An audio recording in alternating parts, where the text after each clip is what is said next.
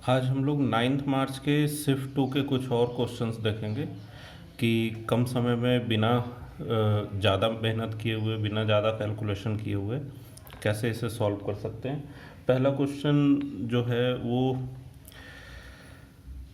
इस तरह का है, इसमें एक इंडेक्स बना हुआ है। The following table shows the production of fertilisers in lakh tonne by six companies for 5 month. 5 month में 1 2 3 4 5 6 नाम के 6 कंपनी का जो जो प्रोडक्शन है फर्टिलाइज़र का, उसका चार्ट दिया हुआ है। किस चीज़ का कंपनी है, किसका प्रोडक्शन हो रहा है, कितने लाख टन में हो रहा है, इन सब चीज़ों पे ज़्यादा दिमाग लगाने का ज़रूरत नहीं है, ये सब बस ऐसा ही है। In which month does company to have a contribution of approximately 20% in the total fertiliser. Company to किस मंथ में टोटल प्रोडक्शन का 20% प्रोड्यूस कर रहा है, यही सोचना है। तो केवल कंपनी टू से यहाँ लेना देना है, बाकी के कॉलम सब बेकार है। तो कंपनी टू का देखिए टोटल कितना है, तो 9 7 16 और 8 7 15 5 20 और 12 32 और 16 का एक था 33, बाकी 3 5 3 8 836 जो है वो टोटल है, कंपनी टू का टोटल है। कंपनी टू का टोटल 836 है। इसका 20% हम लोग को देखना है। 20% का मतलब पता है 1/5 होता है। 20% का मतलब 1/5 होता है। अब यहाँ 20/100 लिख के काट के समय बर्बाद करने का जरूरत नहीं है। 5 से इसको डिवाइड करें हम लोग तो 167.2 आ रहा है। तो 167.2 किसके सबसे नज़दीक है, 167 के, जो कि अप्रैल मंथ शो कर रहा है। अप्रैल मंथ किस ऑप्शन में, ऑप्शन बी में। बस इतने से काम पे यहाँ पे ऑप्शन बी पता चल गया, इसमें 10 सेकंड भी नहीं लगना। ठीक है, नेक्स्ट क्वेश्चन देखिए। If X Y Z are 3 number such that X plus Y दिया है, Y plus Z, Z plus X दिया है, तो वैल्यू ऑफ इतना। ठीक है, सिंपल सा बात है। ये जो चीज़ है, अगर इसको ध्यान से देखें तो ये एक्स वाई जेड इसके भी नीचे है और इसके भी नीचे है, तो यहाँ से एक्स वाई कटेगा, तो ये चीज़ 1/z प्लस ये जो है 1/y बनेगा। ऐसा बनेगा कि नहीं, ये इस तरीके से ब्रेक करने के लिए आना चाहिए। इसको हम लोग ऐसा लिखते हैं, X Y Z plus X Z बटा एक्स वाई जेड। तो यहाँ एक्स वाई ख़त्म हो गया, यहाँ एक्स जेड ख़त्म हो गया, तो 1/z प्लस 1/y।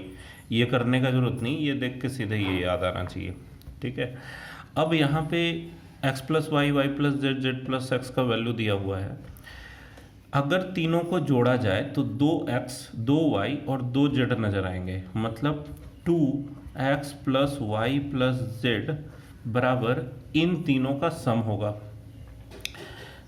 तो 13 और 15 28, 28 10 38 और 6 44, 44 आएगा इन तीनों को जोड़ के। 2 से इसको काट दिया जाए 22, तो x plus Y plus Z है 22। अगर हम लोग को यहाँ से निकालना है z का वैल्यू और y का वैल्यू, तो इसमें से x प्लस वाई अगर घटा दें तो z बराबर आएगा, x प्लस वाई का वैल्यू कितना है 13, 13 उधर ले जाके घटाओ, z आ गया 9। और अगर इसमें से y का वैल्यू निकालना है तो x प्लस जेड का वैल्यू उधर ले जाके घटा देंगे, तो 16 और 6 y आ जाएगा 6। इन दोनों को जोड़ना है 1/9 प्लस 1/6। इसको जोड़ना बहुत आसान है, 9 दूना 18, तो 2 प्लस 6 तिया 18, 5/18 इसका आंसर हो गया। ये भी लिखने की जरूरत नहीं, यहाँ से दिख ही रहा है, ऑप्शन नंबर डी मार के नेक्स्ट क्वेश्चन पे पहुँच जाएंगे। तो ये बहुत आसान था। ये चीज़ इसमें करने के लिए आना चाहिए कि देखते के साथ ये समझ में आ जाए कि 1/z प्लस 1/y करना है।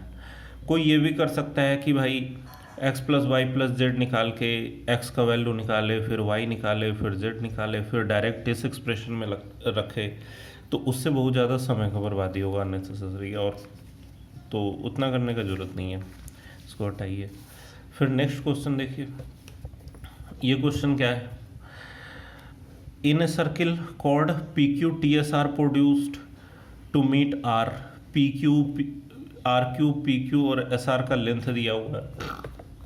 तो ये देखिए, ये एक सर्किल है, मान लो दो कॉर्ड हैं, ठीक है, कॉर्ड का नाम है पी क्यू और टी एस, ये आर पे मिलते हैं।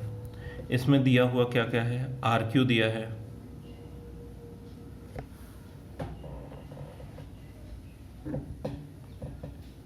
आर क्यू दिया है 14.4, पी क्यू दिया है 11.2, एस आर दिया है 12.8 एंड देन टी एस निकालना है, ये पता नहीं क्या है, यही निकालना है। हम लोग जानते हैं ऐसे क्वेश्चन में जब ये फिगर बनता है तो R Q into R P बराबर R S into R T होता है, ये होता है फॉर्मूला। अब आर क्यू कितना है 14.4 इंटू आर पी कितना है, इसको निकाल लो, 4 2 6 और 14 10 24 1 25 25.6, यहाँ है 12.8 इंटू आर टी जो है, आर टी वो हो जाएगा 12.8 प्लस एक्स, इसका ये डबल है, 12 दूना 24 8 दूना 16 है ना, तो ये दो बार में कट गया। इसको ट्वाइस करेंगे तो 28.8 और ये इधर आके घट जाएगा 12.8, तो इससे मिल जाएगा ये एस टी। इसको अगर घटा दिया जाए तो ये तो 0 हो गया, 28 में से 12 जाएगा 16 आएगा, एक्स बराबर, एक्स का मतलब क्या है टी एस, तो टी एस का वैल्यू यहाँ पे क्या आ गया 16। तो इसमें बस यही है, ये जो फॉर्मूला है इसको किस तरीके से लगाना है ये पता होना चाहिए। कई बार लोग ऐसा कर देते हैं R Q into Q P R S into T S, तो वहीं गलत हो जाता है कन्फ्यूज़न में, ठीक है। तो R Q into R P equal to R S into R T, इस पॉइंट से कोड के दोनों इन पॉइंट्स को लेते हैं हम लोग, ठीक है। नेक्स्ट पे बढ़ा जाए, देखिए ये क्वेश्चन है, अगर थोड़ा सा एक्सप्रेशन क्लियर हो तो इसमें पेन भी चलाने की ज़रूरत नहीं है। जैसे फॉर्मूला क्या होता है सभी लोग जानते होंगे कि if x plus Y plus Z equal to 0 होता है तो X cube plus Y cube plus Z cube बराबर 3xyz होता है, ठीक है। ये फॉर्मूला पढ़ा होगा कहीं ना कहीं। अब इसमें क्या दिया हुआ है, एक्स वाई जेड के जगह ए स्क्वायर बी स्क्वायर और सी स्क्वायर है, यहाँ पे एक्स के जगह ए स्क्वायर, यहाँ बी स्क्वायर, यहाँ सी स्क्वायर है। तो अगर रिप्लेस कर दिया जाए सभी एक्स वाई जेड को, ए स्क्वायर प्लस बी स्क्वायर, ये सब लिखने की ज़रूरत नहीं है, बस इसको फील करना है कि अगर A square plus B square plus C square बराबर 0 दिया हुआ है तो यहाँ भी स्क्वायर बनेगा। ए स्क्वायर का क्यूब मतलब ए का पावर 6, बी स्क्वायर का क्यूब बी का पावर 6, सी स्क्वायर का क्यूब सी का पावर 6 बराबर 3 इंटू ए स्क्वायर बी स्क्वायर इंटू सी स्क्वायर, ऐसा नज़र आएगा। तो ऊपर में जो ये चीज़ है ये 3a square B square C square है, तो इस एक्सप्रेशन को हम लोग कह सकते हैं 2 into 3a square B square C square बटा में 3a square B square C square. तो ये तो कट के ख़त्म हो जाना है, ये इसका आंसर 2 आएगा। तो ये सिंपल सा बात है कि यहाँ पे a का पावर 6 b का पावर 6 c का पावर 6 है, तो यहाँ भी a square B square C square है। अगर इसको यहाँ पे रखा जाए तो ये 3a square B square C square value मिलने वाला है, ठीक है। नेक्स्ट देखो, इसमें क्या है, a certain sum amount to rupees इतना इन 2 years एट 6% पर annum interest compounded annually. CI का क्वेश्चन है ये कि 2 साल में कोई धन 6% के चक्रवृद्धि ब्याज से इतना हो जाता है, तो पैसा कितना था, वो धन क्या था, ये क्वेश्चन है।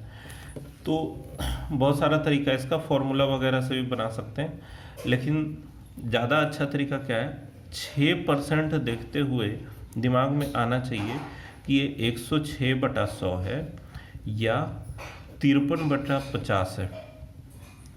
अब 6% का मतलब है कि जो 50 रुपया था वो 53 रुपये हो जा रहा है 1 साल में। फिर दूसरे साल भी ये जो 50 रुपये था वो 53 रुपया हो जा रहा है। मतलब ये है 50 गुना 50, ये है 53 गुना 53। ये वाला जो अमाउंट है वो दिया हुआ है 280900।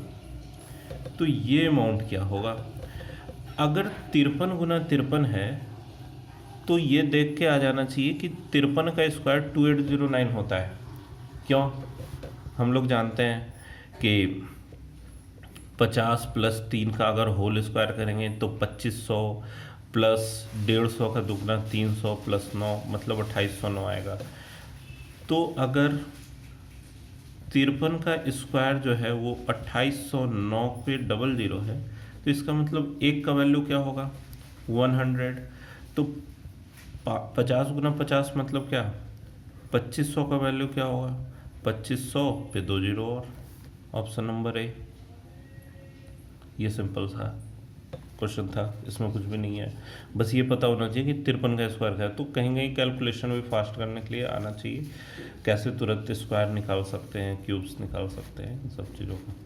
ठीक है, इसके बाद क्वेश्चन नंबर 6 क्या है, a man wanted to sell his bat at a discount of 8%, his brother who was a cricketer wanted to buy the bat, so the man sells it at a discount of 10%। मतलब 8% के discount पे generally बेचता है, लेकिन उसका कोई relative या परिचित था तो उसको 10% का डिस्काउंट दे दिया। जब हम लोग डिस्काउंट बढ़ाते हैं तो प्रॉफिट कुछ कम हो जाता है शॉपकीपर का। ठीक है, in this deal the man reduces ₹70 in profit, what is the marked value of bat. Simple सा बात है कि 8% से 10% का डिस्काउंट हुआ, मतलब 2% डिस्काउंट का वैल्यू 70 रुपया था। 2% डिस्काउंट का वैल्यू 70 रुपया था, तो 1% का वैल्यू 35 रुपया होगा, 100% का वैल्यू 3500 रुपया होगा। ऑप्शन नंबर बी इसका करेक्ट। समझ आया बात नहीं? तो इसमें क्या किया जा सकता है, फिर से सोचो। ये जो परसेंटेज डिस्काउंट है वो हम लोग हमेशा एमपी पे निकालते हैं। एमपी मार्क प्राइस जो होता है उस पे हम लोग कुछ % का डिस्काउंट देते हैं। तो पहले एमपी पे 8% का डिस्काउंट दिया जा रहा था, अब एमपी पर 10% का डिस्काउंट दिया जा रहा है। दोनों का डिफरेंस दिया हुआ है 70 रुपया। तो यहाँ से एमपी हम लोग निकाल सकते हैं 10 घटाओ 2 8, मतलब 2% बराबर 70 रुपया। तो एमपी निकालना है, 2% को नीचे डाल दो। ये भी कर सकते हैं अगर थोड़ा सा डिटेल में जाना चाहें, लेकिन इतना करना ही काफ़ी है, आंसर लाने से मतलब है। ठीक है, कम से कम समय में कम से कम कैलकुलेशन में कैसे कर सकते हैं। Question number 7, the following table shows the imports and exports of a country over 4 years। 4 साल में किसी कंट्री का इम्पोर्ट और एक्सपोर्ट यहाँ पे दिया हुआ है। Average trade balance in rupees crore जो भी है। तो एवरेज ट्रेड बैलेंस का मतलब है कि उसका इम्पोर्ट और एक्सपोर्ट में जो डिफरेंस है उसका एवरेज क्या होगा। अब जैसे पहले साल में डिफरेंस है 5 का, दूसरे साल में 5 का, तीसरे साल में कितना 10 का, और चौथे साल में 12 का। तो टोटल मिला के ये हो रहा है कितना, 5 5 10 10 20 10 30 तो 32 का डिफरेंस है। इसमें अगर हम लोग 4 से डिवाइड करें तो 8 जो है ये एवरेज ट्रेड बैलेंस